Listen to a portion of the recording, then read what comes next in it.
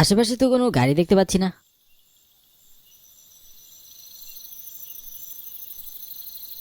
সামনে একটি লোক দেখতে পাচ্ছি, যাই তো গিয়ে জিজ্ঞাসা করি।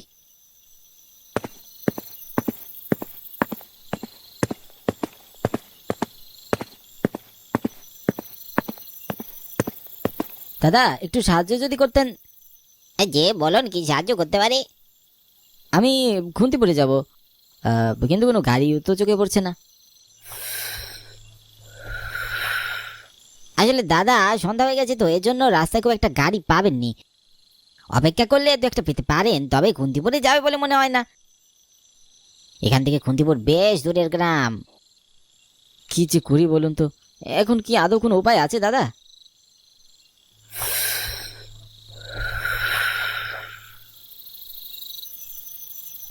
ওই যে একটা গরুর গাড়ি দেখতে পাচ্ছেন, আপনি বরং ওই গরুর গাড়ি চালকের সাথে কথা বলে দেখতে পারেন, কেননা এই দিকটায় এখন কোনো গাড়ি পাবেননি।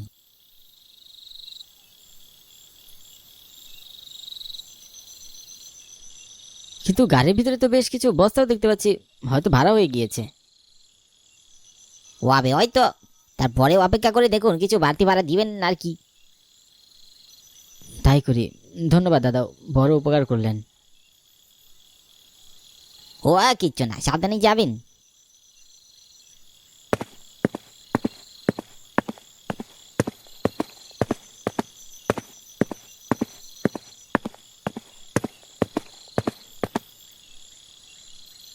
যাবেন নাকি দাদা খুন্তিপুর গ্রামে?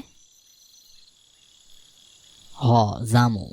আমি তো খুন্তিপুর গ্রামেরই ভাড়া খুঁজতাছি। খুন্তিপুর গ্রামে মোর বাড়ি, ভাবলুম শেষ ভাড়া সেহানেই লইয়া যামু। আর কোনো যাত্রী আছে নাকি?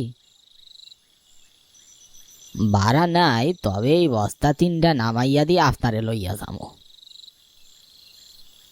হ্যাঁ বেশ, চলুন তবে।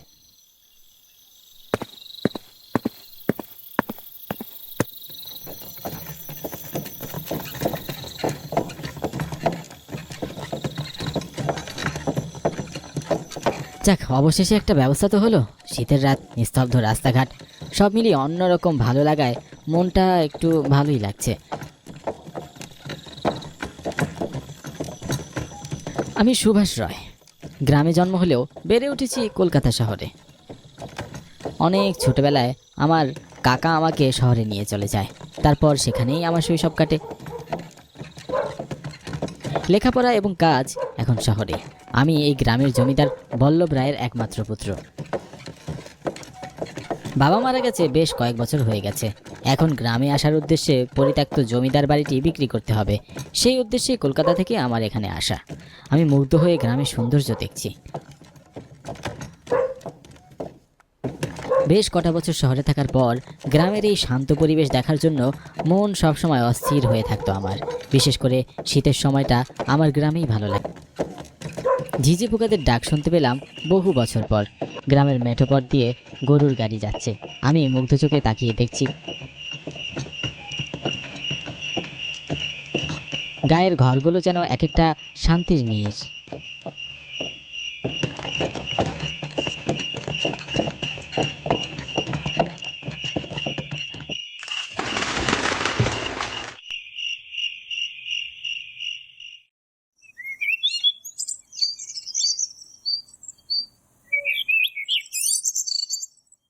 চোখ মেলে আমি সম্পূর্ণ অচেনা একটা কুঠি বাড়িতে নিজেকে আবিষ্কার করি।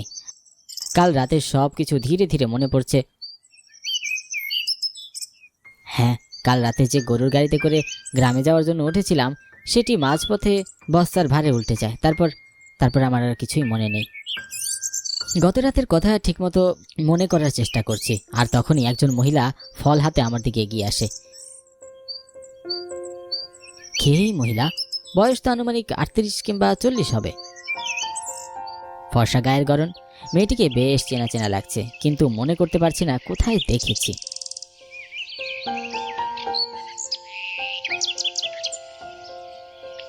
এখন কেমন আছো বাবা? ফলগুলো খেয়ে নাও।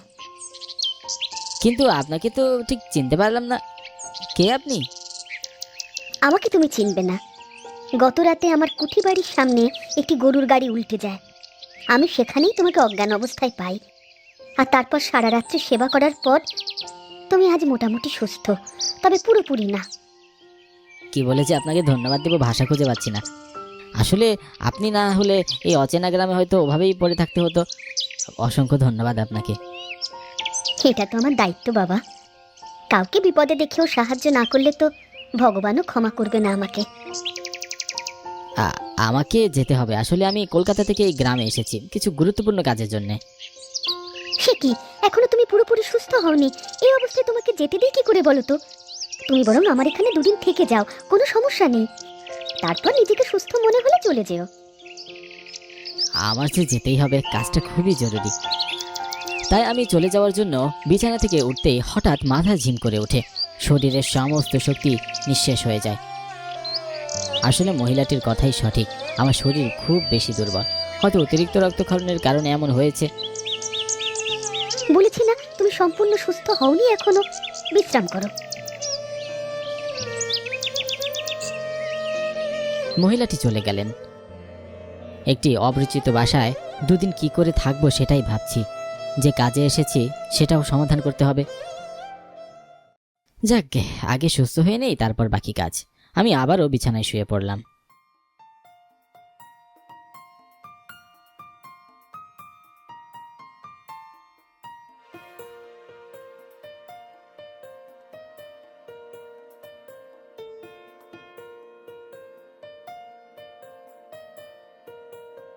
ঘুম ভেঙে গেলে আমি মেয়েটিকে আমার সামনে দেখতে পাই।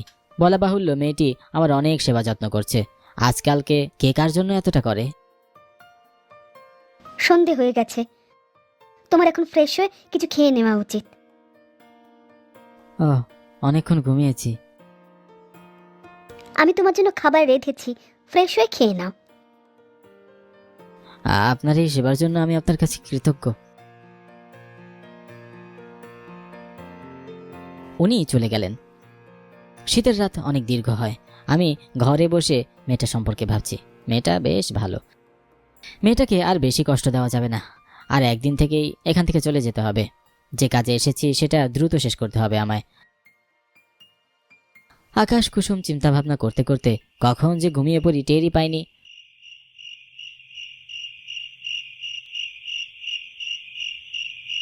ঘুম ভেঙে যায় প্রচণ্ড জলের পিপাসা নিয়ে। চোখ খুললে সামনে তাকিয়ে একটা গ্লাসে জল নিয়ে মেয়েটা আমার সামনে দাঁড়িয়ে আছে দেখতে পাই।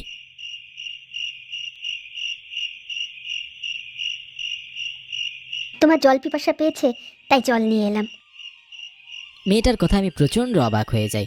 জলের পিপাসা লেগে গেছে, এই বিষয়টা মেয়েটা কিভাবে জানলো? আমি সেই প্রশ্নটাই করতে যাব, ঠিক সেই মুহূর্তে মেয়েটা বলল, শীতের রাত অনেক দীর্ঘ হয়, এই দীর্ঘ রাতে খিদে লাগা পিপাসা লাগাটা তো স্বাভাবিক। এদিকে আমি তোমার রুমে জল রাখতেই ভুলে গেছি। যে অনেক জলের পিপাসা পেয়েছে। আমি পাশের রুমেই আছি, কিছু প্রয়োজন হলে আমাকে ডেকো। জি ঠিক আছে।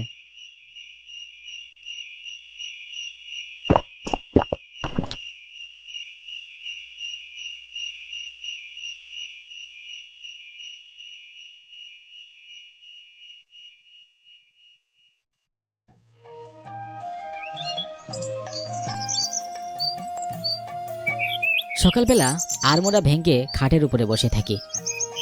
বাহিরে পাখির কিচিরমিচির ডাক শোনা যাচ্ছে।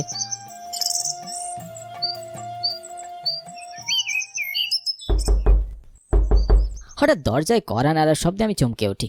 এত সকালে কে এলো? আমি উঠে গিয়ে দরজা খুলে দেই।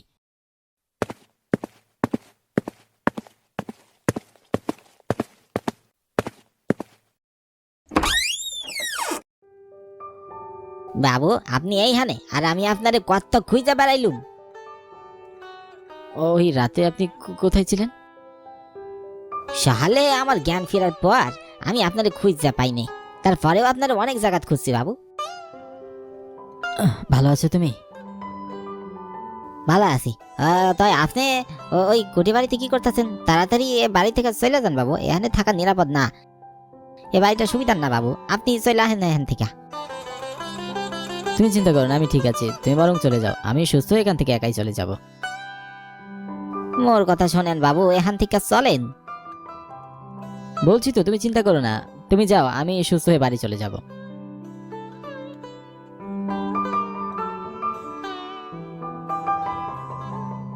দুদিন পর আমি স্বাভাবিকভাবে হাঁটাচলা করতে পারছি, শরীরে আর কোনো রকম ক্লান্তি নেই।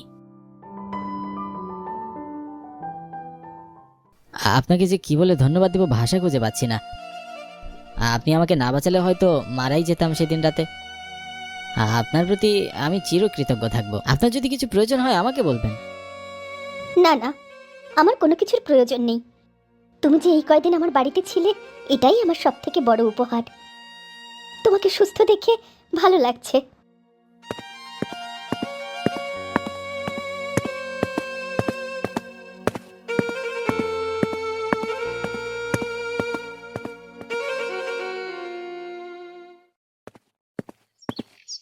পায়ে হেঁটে আমি আমার গ্রাম, আমার নিজের বাড়িতে চলে আসি। আসলে দিনের বেলা গাড়ি পাওয়া গেলেও মেঠো পথ ধরে হেঁটে যাওয়ার লোভ সামলাতে পারিনি। তাছাড়া বেশ কদিন হাঁটাও হয়নি। হাঁটতে হাঁটতে আমি আমার নিজের বাড়ির সামনে চলে আসি। বাড়িটি এখন পরিত্যক্ত অবস্থায় পড়ে আছে। চারিদিকে জঙ্গলে ভরা এই জমিদার বাড়িটি এখন পরিত্যক্ত বাড়ি হিসাবেই পরিচিত।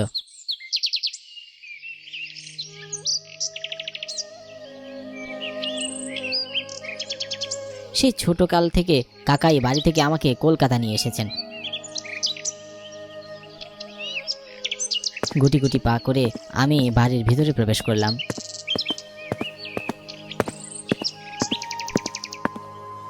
ভিতরে গিয়ে আমার যেন দম বন্ধ হয়ে এলো। পুরো বাড়িতে ধুলো বালি নোংরা পড়ে আছে, সবকিছু এলোমেলো অবস্থায় আছে।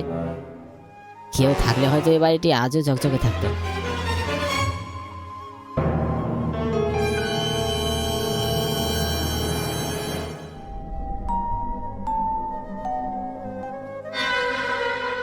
পরিত্যক্ত এই বাড়িটি দেখে মনের ভেতর অজানা এক ভয় জন্মাতে শুরু করলো। অন্ধকারে ডুবে আছি। সম্পূর্ণ বাড়ি কোনো এক কারণে বাইরের আলো বাড়ির ভিতরে প্রবেশ করতে পারছে না। তবে যেটুকু আলো ভিতরে এসেছে তাতে ঘরের সবকিছু মোটামুটি দেখা যাচ্ছে। হঠাৎ দেওয়ালে একটা ছবির দিকে আমার চোখ আটকে গেল।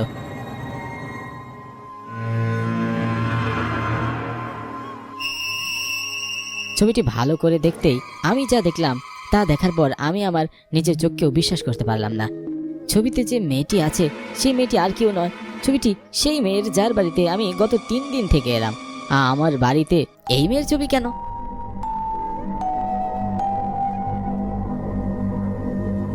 আর কেনই বা এত বছর আগের ছবিতেও তিনি যেমন দেখতে ছিলেন এখনো তেমনই দেখতে।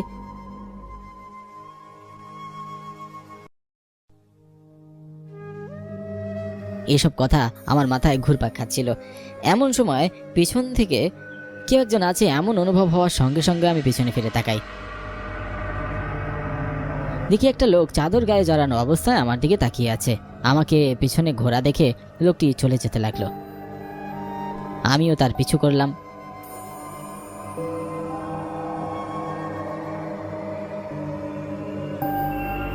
এই দাঁড়াও বলছি, দাঁড়াও, যেও না। লোকটি দাঁড়িয়ে পড়ল। কে তুমি? এই বাড়িতে কি করছো? আমি আমি তো পাগল। এই সবাই আমাদের বেশি পাগল কইয়া ডাকে। কেন কেন সবাই তোমাকে পাগল বলে ডাকে? আমি কাজকর্ম কিছু করি না, তাই সারাদিন এই জমিদার বাড়িতে ঘোরাফেরা করি। আর তাই আর কি।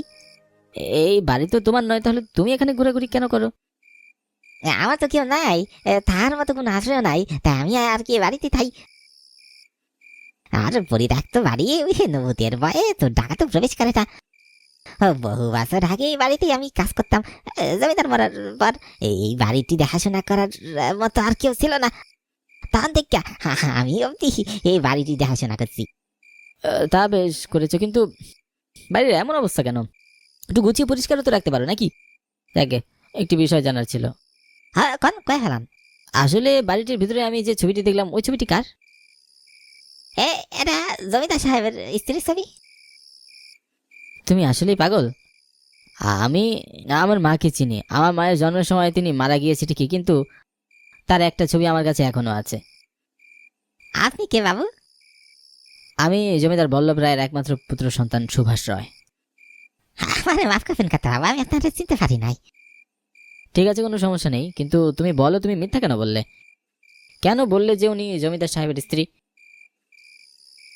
আমি মিথ্যা কইতে কথা বাবু, উনি আপনার বড় কাকা জমিদার দুর্লভ রায়ের স্ত্রী, আপনার রাঙ্গা কাকিমা।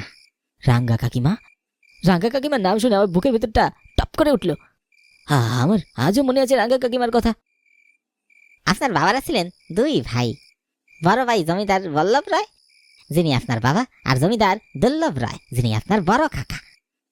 আপনার জন্মের সময় আপনার মা মারা যায়, আর আপনি যখন ছোট ছিলেন তখন এক করুণ রোগে আক্রান্ত হয় আপনার বড় কাকা দুর্লভ রায়, সে মারা যায়।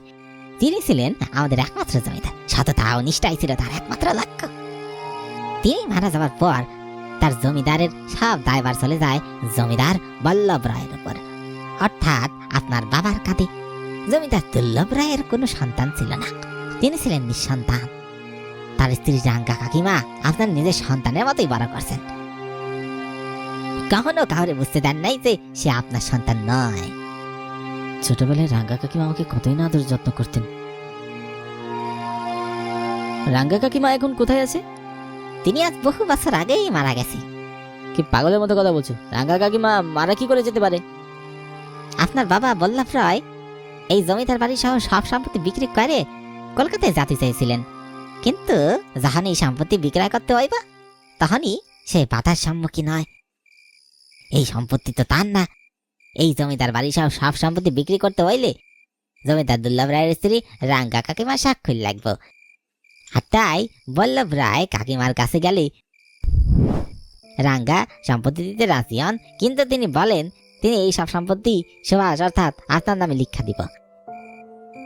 রাঙ্গা কাকিমা আপনারে অনেক ভালোবাসতেন, তিনি নিঃসন্তান বলে সবটুকু ভালোবাসা উজাড় করে দিতেন, কিন্তু আপনার বাবা সেটা মেনে নিতে পারেননি। তিনি রাঙ্গা কাকিমাকে জোর করতে থাকে। এক পর্যায়ে বল্লভ রায় রাঙ্গা কাকিমাকে বিভিন্ন নির্যাতন করে আর খুব নৃশংসভাবে মাইরা ফেলে। হত্যা করার পর তার টেকসই নেন, কিন্তু তারপরেও এই সম্পত্তিগুলা বিক্রি করার ভাগ্য হয়নি তার। এই ঘটনার কিছুদিন পর আর স্বাভাবিকভাবে জমিদার বাড়ির পুকুর পাড়ে আপনার বাবার লাশ ভাইসা ওঠে। সকলে বলেন রাঙ্গা কাকিমার আত্মাই আপনার বাবারে হত্যা করছে। এরপর আপনার এক যুগ সম্পর্কে কাকা আপনারই কলকাতা নিয়ে চলে যায়, আর এই বাড়িতে একদম পরিত্যক্ত অবস্থায় পড়ে থাকে। জমিদার বল্লভ রায়ের মৃত্যুর পর কেউ আর এই বাড়িতে প্রবেশ করার সাহসই পায় না। এই পাগলটির কথা শুনে আমার মাথার উপরে আকাশ ভেঙে পড়লো। আস্তে আস্তে আমার সব ঘটনা মনে পড়তে লাগলো।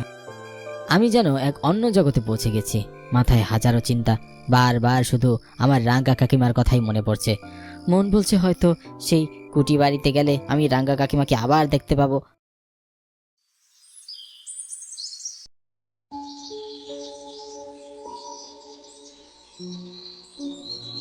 হাঁটতে হাঁটতে আমি একসময় কুঠি বাড়ির সামনে এসে পৌঁছালাম।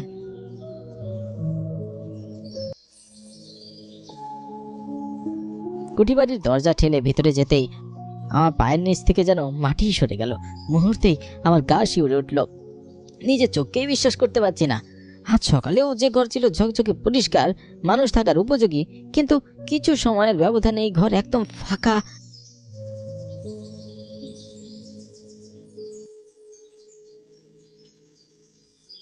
অনেক নোংরা হয়ে আছে।